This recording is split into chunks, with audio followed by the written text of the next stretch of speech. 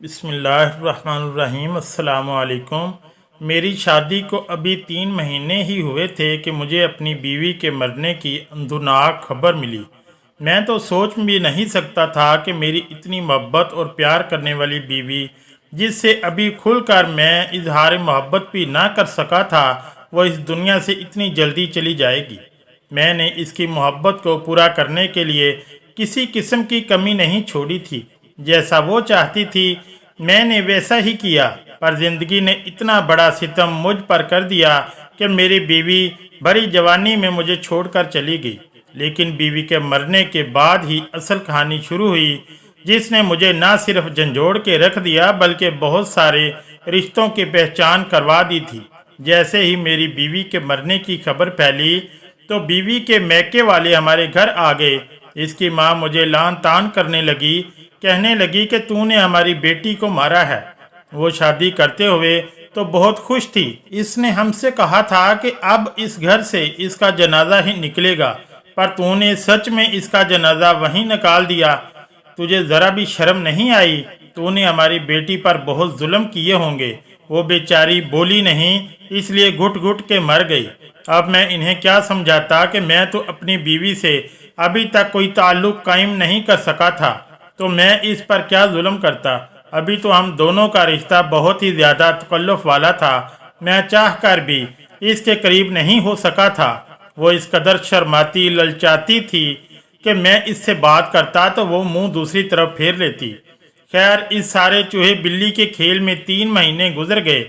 मुझे पता ही ना चला था, पर अब तो असल आफत मेरे सर पर पड़ी थी। मेरी सास मुझे कह रही थी कि मेरी बेटी के एक एक गुनाह का हिसाब तुम्हें देना पड़ेगा। तुमने मेरी बेटी पर जुल्म किया है। इसके अलावा एक और बड़ा वाक़या हो गया जिसने मुझे ज़्यादा परेशान किया। बीवी के मैके वाले कह रहे थे कि हम मैयत को अपने घर लेकर जाएंगे और अपने आबाई कब्रिस्तान में दफन करेंगे, जबकि मेरे घर वाले कह रहे थे क्योंकि अब वो हमारी जिम्मेदारी थी, इसलिए इसे दफनाया भी यहीं पर जाएगा। लेकिन बीवी के मैके में एक आदमी बहुत ज़्यादा जिद कर रहा था कि किसी सूरत भी हम अपनी बेटी को यहाँ दफन नहीं होने देंगे। तुमने इस पर जीते जी भी इतने जुल्म किए, अब हम इसे मर कर यहाँ नहीं छोड़ सकते। खैर, कुछ न कुछ करके इन लोगों ने मैयत को यहाँ से निकाल लिया और ये लोग इसे अपने घर ले गए। मैं बहुत ज़्यादा परेशान था, लेकिन अब मेरी बीवी थी, वो चाहे दफन जहाँ भी होती, मेरी इसके साथ निस्बत ख़त्म तो होने से रही। सो मैं भी इसके साथ ही चला गया। मैं अपनी बीवी को दफन करते वक्त बहुत परेशान था। मैंने जब इसे लहद में उतारा तो मेरा रवा रवा कांप रहा था। मुझे अपनी मौत याद आ रही थी। दिल चाहा बीवी के साथ मैं भी इस दुनिया से चला जाऊं, लेकिन मैं ऐसा नहीं कर सकता था। तभी मुझे पीछे से किसी ने धक्का दिया। मैंने पीछे मुड़कर देखा तो वही आदमी खड़ा था जिसने मेरी बीवी का जनाजा यहाँ लाने पर बहुत ज़्यादा जिद की थी, जोर दिया था। कहने लगा, अरे भाई, अब क्या तुम भी कब्र में लेट जाओगे? निकलो यहाँ से। मुझे इसका अंदाज बहुत ही अजीब नफरत वाला लग रहा था। मैं कब्र से ज़रा पीछे हट गया। जल्दी जल्दी कब्र पर सिल्लें डाल दी गईं और फिर तदफीन मुकम्मल कर दी गई। वही आदमी सबको कहने लगा कि अब यहाँ गैर इस्लामी तरीके से तमाशा न लगाया जाए, सब लोग अपने अपने घरों को चले जाएं। और तुम मियाँ, अब क्या अपनी बीवी का मातम करते करते इस दुनिया से उठ जाओगे? जाओ, अपने घर जाओ, अपने घर वालों को, अपनी माँ को वक़्त दो। मैं इसकी कड़वी कसीली बातें सुनकर बहुत परेशान था, लेकिन क्या करता, यह मौका ही ऐसा था कि मैं ज़्यादा बोल भी नहीं सकता था। मैं अपने घर आ गया। घर आकर मेरा दिल बुरी तरह रो रहा था। तभी मैं किसी दोस्त को फ़ोन करने लगा। मैंने जेब में हाथ डाला तो देखा मेरा तो मोबाइल ही जेब में नहीं था। ये देखकर मेरे कदमों तले से ज़मीन निकल गई। मैं बहुत परेशान हुआ। सोचा कि शायद मोबाइल मैं कहीं रास्ते में फेंक आया हूँ। फिर मुझे याद आया कि कब्रिस्तान से आते हुए मेरी जेब ज़रा हल्की थी। मैं इस वक्त इतना फ़र्क महसूस नहीं कर सका, लेकिन बात दरअसल यही थी कि मैं अपना मोबाइल कब्रिस्तान में ही कहीं भूल आया था। मैं फ़ौरन घर से निकला। अब मोबाइल फ़ोन के बगैर तो ज़िंदगी नहीं गुजारी जा सकती। ये बात तो आप लोग भी अच्छी तरह से जानते होंगे। मैं घर से निकला तो फौरन इस कब्रिस्तान में पहुंचा जहां पर मेरी बीवी की तदफीन हुई थी। वहां पहुंचते ही मेरी नज़र पूरे कब्रिस्तानों पर पड़ी तो कहीं अपना फ़ोन नज़र नहीं आया। मैं इधर उधर देखने लगा, तभी एक बूढ़ा आदमी मेरी तरफ आया। क्या ढूंढ रहे हो बेटे? वो मुखलिस शायद इस कब्रिस्तान का गोरकन था। बस चाचा, शायद यहाँ अपना मोबाइल भूल गया हूँ, वो ढूंढ रहा हूँ। मोबाइल? कहीं तुम अपना मोबाइल कब्र में तो नहीं गिरा कर आ गए? चचा ने बड़ी हैरानी से पूछा था। हाँ, ये भी हो सकता है। असल में जब मैं कब्र में देख रहा था तो मुझे किसी ने कब्र से हटाने के लिए कमीज से पकड़ कर खींचा था। लगता है कि मेरा मोबाइल नीचे ही गिर गया है। ये बात सुनकर मैं लर्ज कर रह गया। तो क्या मेरा मोबाइल इस कब्र में गिर गया है? लगता है कि अब मुझे कब्र खोदनी पड़ेगी। तौबा करो मियाँ, कैसी बातें करते हो? वो आदमी अपने कानों को हाथ लगाने लगा। एक चंद हज़ार के मोबाइल के लिए तुम अल्लाह का इतना बड़ा कानून तोड़ोगे? कब्र अल्लाह की हद होती है। खबरदार, अगर तुमने कब्र खोलने की कोशिश की, तुम्हारी बीवी के सारे मैके वाले घर वाले उठकर आ जाएंगे। वो तुम्हें जिंदा नहीं छोड़ेंगे। तुम ऐसी बात हरगिज मत करना। वो यही सोचेंगे कि तुमने ही इनकी बेटी को मारा है। मैं ये बात सुनकर हैरान हो गया कि इस आदमी को मेरे घरेलू मसलों के बारे में कैसे पता था। ये एक गोरकन था, फिर इसको ये भी पता था कि ये मेरी बीवी है और इसके घर वाले मुझसे नाराज हैं, और ये कि ये मेरी बीवी के मेके का कब्रिस्तान है। शहरों में अमूमन ऐसी तफसीलात नहीं बताई जाती, ना ही कोई दूसरे खानदान के बारे में जानता है। पर यह गोरकन अजीब था जिसे हर तरह की मालूमात थी। मैं बड़ा हैरान हुआ लेकिन चुप था। इस वक्त गम ही इतना था कि मैं फौरन अपने घर लौट आया। घर आकर मैंने ये बात अपनी अम्मा को बताई। अम्मा कहने लगी, अरे बेटा, इसमें परेशान होने वाली क्या बात है? तुम ऐसा करो कि दूसरा मोबाइल ले लो, ख्वाह मुखा परेशान होते फिरोगे। अब अगर बीवी की वफात के बाद तुम्हारे पास मोबाइल भी नहीं होगा तो तुम्हारा दिल और भी ज़्यादा परेशान होगा। अपना ध्यान बटाने की कोशिश करो। मैं तुम्हें पैसे दे देती हूँ, तुम जाकर अपने लिए नया फ़ोन खरीद लो। मैंने कहा, अम्मा, इस नंबर पर तो मेरे काफ़ी सारे जानने वाले थे, लेकिन चलो आप कहती हो तो मैं ऐसा ही करूँगा। आप मुझे पैसे दे दें, मैं आपको 1 महीने बाद लौटा दूँगा। माँ ने मुझे पैसे दे दिए। मैं जाकर अपना नया फ़ोन खरीद लाया। मैंने अपने पास एक सिम भी रख ली, लेकिन फिर एक ऐसा वाक़या हुआ जिसने मुझे मज़ीद बेचैनी में डाल दिया। रात के 12 बजे थे। मेरे फ़ोन पर सिग्नल नहीं आ रहे थे। अचानक से सिग्नल आए तो मैंने पहला नंबर जो मिलाया वो अपना पुराना नंबर था। शायद मैं सिग्नल चेक करने के लिए ऐसा कर रहा था। मेरे तो वहम गुमान में भी नहीं था। मेरा ख्याल था कि बस मेरा मोबाइल कब्र में गिर गया है तो अब वो ख़त्म हो गया होगा, बंद हो गया होगा, क्योंकि फ़ोन में चार्जिंग भी ज़्यादा नहीं थी। लेकिन जैसे ही मैंने फ़ोन मिलाया, इस पर बेल जाने लगी। ये सुनकर मेरे रोंगटे खड़े हो गए। मुझे अजीब सा डर लगने लगा कि मेरा मोबाइल कब्र में है और वहाँ इस पर बेल जा रही है।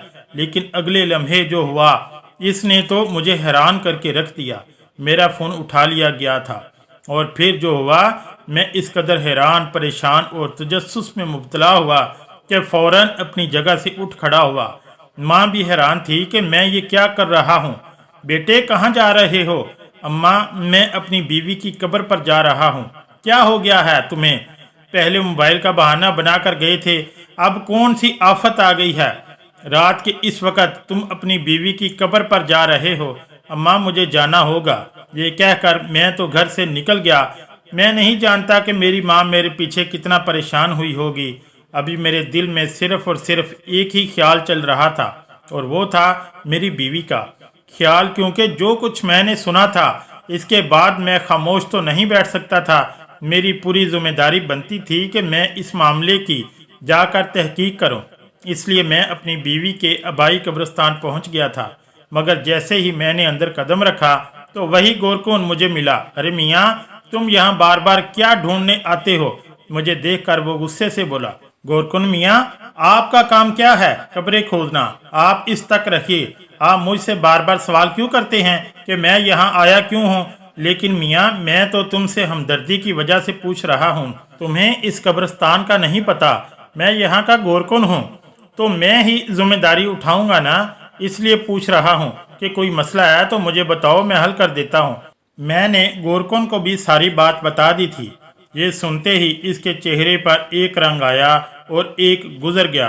अच्छा, मैं इस मामले के बारे में कुछ नहीं जानता बेटा, लेकिन एक बात ज़रूर कहूँगा कि इसका ताल्लुक तुम्हारी बीवी से है, तुम्हारी बीवी की कब्र से नहीं। और तुम अपनी बीवी के घर वालों से जाकर इस बात का पता मालूम करो, तुम्हें खुद ही समझ आ जाएगी। मैं कुछ बोलूँगा तो वो खयानत हो जाएगी, इसलिए मैं खुद को गुनहगार नहीं करना चाहता। तुम खुद जाकर मालूम करो, अक्लमंद के लिए इशारा ही काफ़ी होता है। मैं गोरकुन की बात सुनकर समझ गया था कि वो मुझे पूरी बात नहीं बताना चाहता। शायद कि इसने मेरी बीवी के घर वालों से कोई रकम वसूल की होगी या कोई और वजह होगी जिसकी वजह से वो पूरी बात मुझे नहीं बता पा रहा था। मैं अपनी बीवी के कब्रिस्तान से होकर इसके घर पहुंच गया, लेकिन मैंने घर के दरवाजे पर दस्तक नहीं दी, बल्कि यूं ही घर में दाखिल हो गया। मैंने देखा वो सब लोग एक कमरे में बैठे बातें कर रहे थे। घर का बाहर वाला हिस्सा बिल्कुल खाली था, वहाँ कोई भी नहीं था। इसलिए मैं चलता हुआ इस कमरे के करीब पहुँच गया जहाँ बैठकर वो लोग बातें कर रहे थे। मैंने देखा इन सब के चेहरों पर बेपनाह गुस्सा था। लगता था जैसे कि वो अभी उठकर मुझे मारना शुरू कर देंगे। वो बात कर रहे थे मेरी बीवी ही के बारे में, लेकिन समझ नहीं आ रहा था कि वो मेरी बीवी पर गुस्सा क्यों कर रहे थे। तभी मेरा हाथ एक प्याली पर लगा, वो प्याली गिर कर टूट गई तो सब लोगों की तवज्जो मेरे ऊपर आ गई। वो लोग मुझे यूं देखने लगे जैसे मैंने इस घर में चोरी कर ली हो। बेटा, तुम यहाँ कैसे और कब आए थे? मेरी सास ने मुझसे पूछा। अम्मा जी, मैं आपको एक बात बताने के लिए आया हूँ। मैंने अपनी सास की तरफ उम्मीद भरी नज़र डाली। हाँ बेटा, आओ आओ, हमें तुम्हारा इंतज़ार था। मेरा इंतज़ार? मगर वो क्यों? मैंने अपनी सास से पूछा। बस बेटा, हालात ही कुछ ऐसे हैं कि क्या करें। तुम्हें तो पता है कि हम एक मामूली से ख़ानदान से ताल्लुक़ रखते हैं। मेरा भांजा कल से घर नहीं आ रहा। वो ऐसा गायब हुआ है कि मेरी बहन भी परेशान हो गई है। कहती है कि अपने दामाद से कहकर मेरे भांजे को कहीं से ढूंढ दो, वरना मैं मर जाऊंगी। मेरा एक ही जवान बेटा था, अगर वो भी ना रहा तो मैं क्या करूंगी? तुम जानते हो ना कि कई अरसे से हमारी इनके साथ नाराज़गी चल रही है, लेकिन अब इस मौका पर हम दोनों खानदान एक दूसरे के बेहद करीब हो गए हैं। मैं ये सुनकर अपना गम भूल गया। अच्छा माँ जी, मैं आपका काम करवा दूंगा, लेकिन आपको अपना मसला बताने आया हूँ। बेटे, मसले तो चलते ही रहते हैं। मेरी सास ने मेरी बात को यकसर नज़रअंदाज कर दिया था, लेकिन तुम पहले मेरा काम कर दो, इसके बाद तुम जो कहोगे मैं वही करूँगी। मैंने अपनी सास से बहस करना मुनासिब नहीं समझा। वहाँ से एक और जिम्मेदारी लेकर वापस अपने घर आ गया था। मैं अपनी बीवी की कब्र खोलना चाहता था कि मैं इसकी कब्र खोलकर अपनी तसल्ली कर लूं एक बार, क्योंकि जो कुछ मैंने सुना था और जानता था, इसके बाद मेरा दिल बहुत अजीब सा हो गया था। मैं चाहता था कि मैं अपनी बीवी की कब्र खोलूं, कब्र कशाई करूं, लेकिन कोई भी मुझे इस बात की इजाज़त नहीं दे रहा था, ना कोई मेरी बात पर यकीन कर रहा था। इसलिए मैंने सोच लिया था कि जो कुछ करूंगा मैं खुद ही करूंगा। रात के 2 बजे मैंने कब्रिस्तान में जाने का फैसला कर लिया था। अब मुझे अपनी बीवी की कब्र खोलना बहुत ज़रूरी लग रहा था। 2 बजे घर के सब लोग सो चुके थे। मैं जानता था कि वो गोरकुन जो बार बार मुझे मना कर रहा था, वो भी इस वक्त नहीं जाग रहा होगा। इसको तो लगता होगा कि अब मैं थक हार कर चुप बैठ जाऊंगा, पर मैं चुप बैठने वालों में से नहीं था। इतनी बड़ी बात हो गई थी, मैं कैसे खामोश रहता।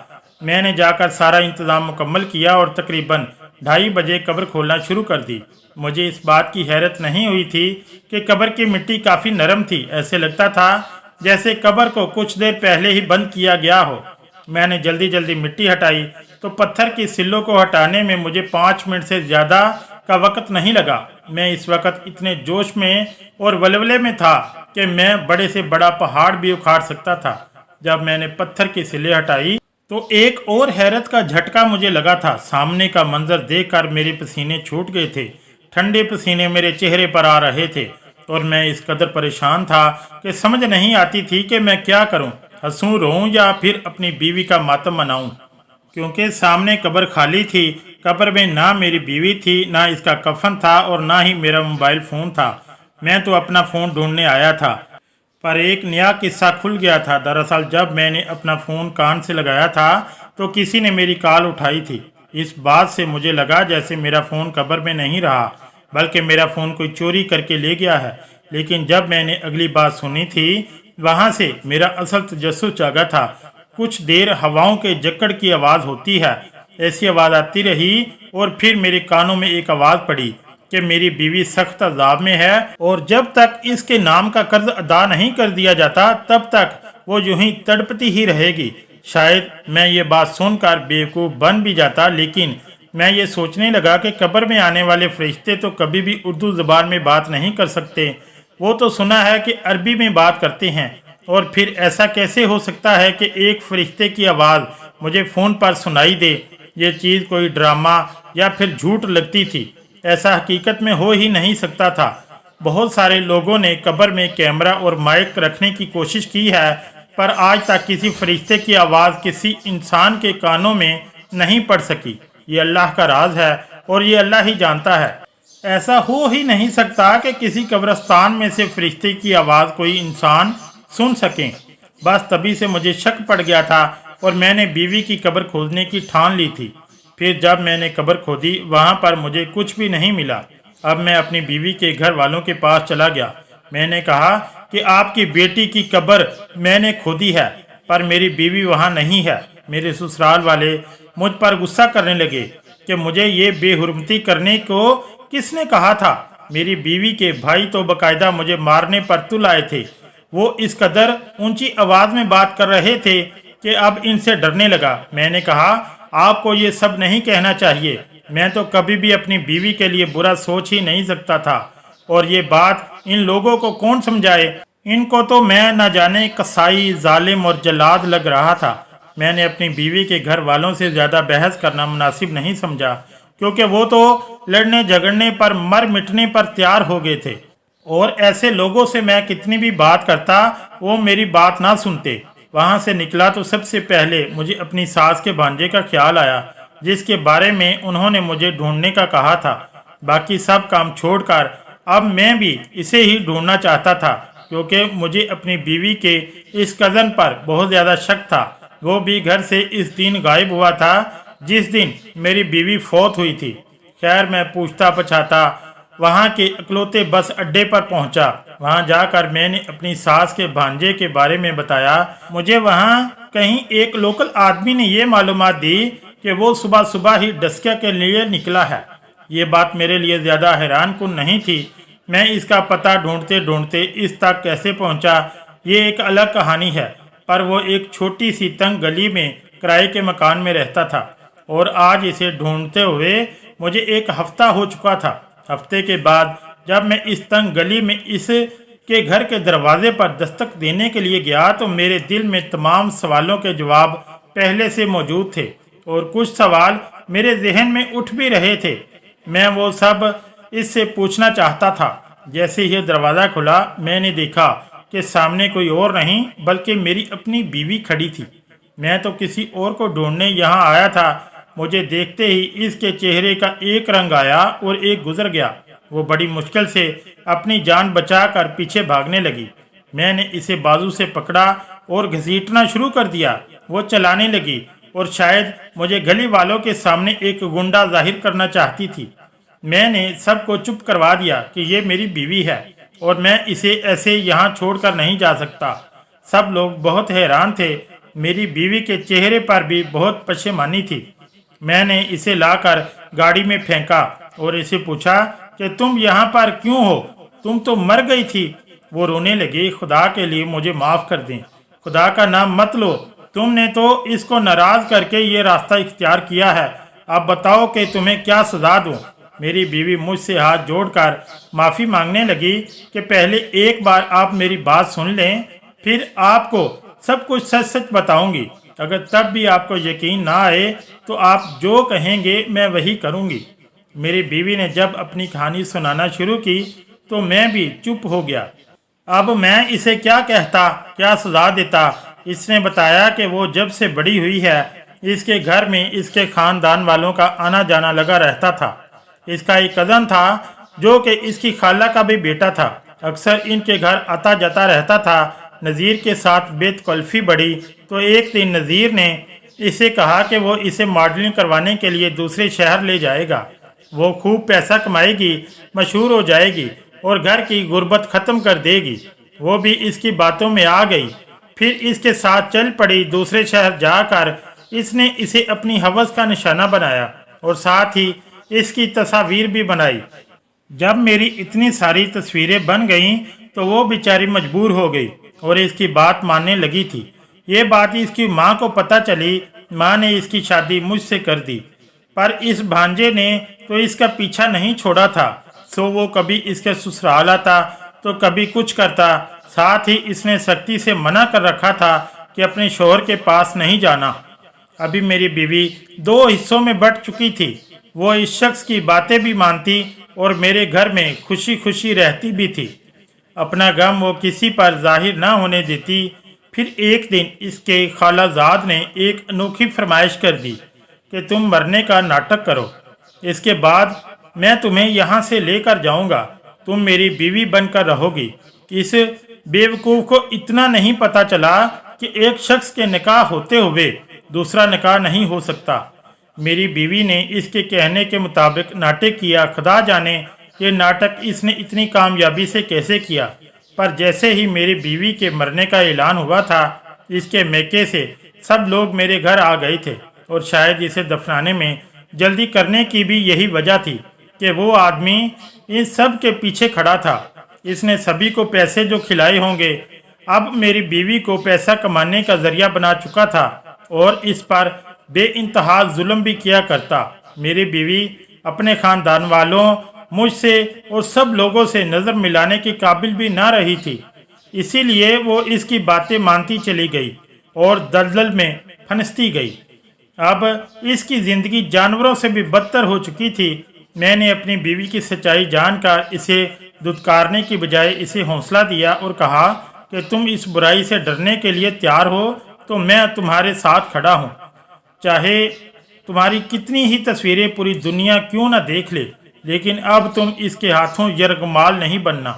अब मैं इस आदमी को खुद भी देखूंगा और देखूंगा कि ये कानून की गिरफ्त से कैसे बच सकता है। मैं अपने ताल्लुकात इस्तेमाल करके इस शख्स को कैफरे किरदार तक पहुंचाने का इरादा कर चुका था। तभी मैंने अपनी बीवी का साथ नहीं छोड़ा, क्योंकि जो लोग अपनी बीवी को इन लम्हात में अकेला छोड़ देते हैं वो बजाते खुद मर्द कहलाने के काबिल नहीं होते। अगर स्टोरी अच्छी लगी तो चैनल को लाइक और सब्सक्राइब ज़रूर करें। शुक्रिया। अल्लाह हाफिज़।